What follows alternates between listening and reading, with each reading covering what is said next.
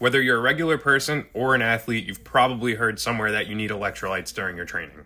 Depending on our training, how much we need could vary a lot, especially for our athletes. So today we're going to take a look at a video from Kelsey Pourter on Instagram, and I think she does a great job of visually representing how much of these electrolytes we actually need based on the training we're doing.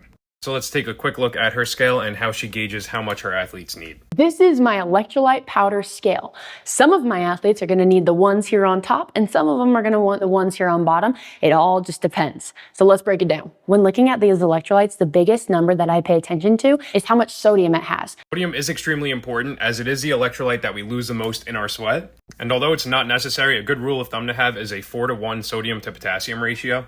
So a drink like a Prime, which has 700 milligrams of potassium and only 30 milligrams of sodium, may not be the best option for a day you're training. Another thing we have our athletes look for besides sodium is sugar. And sugar could vary too depending on your training and your goals. But similar to sodium, it's going to increase with training intensity, to not only help us replenish what we're losing, but to make sure we're not sacrificing performance as well. The brand doesn't necessarily matter, but these brands are a good representation of the amount of sodium that they contain. First one. The brands we may recommend could be a little bit different from her. I think overall this is a very good representation of how much sodium you need during your workout based on intensity and duration. So for one of our football athletes who have a lifting session at 7 a.m. and immediately go out to practice afterwards, you're going to be looking at something higher up on her list.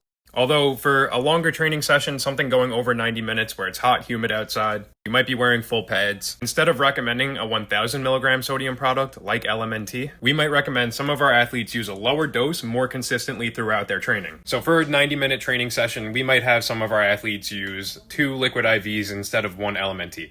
However, for the most part, she does a really good job of representing what we need and how much of it. For a daily maintenance hydration or a quick training session, we're going to be looking at 300 milligrams or less. And as that duration and intensity increases, we could see a higher amount of sodium and sugar in there as well. So if you're out there training in the heat today, remember to take your electrolytes.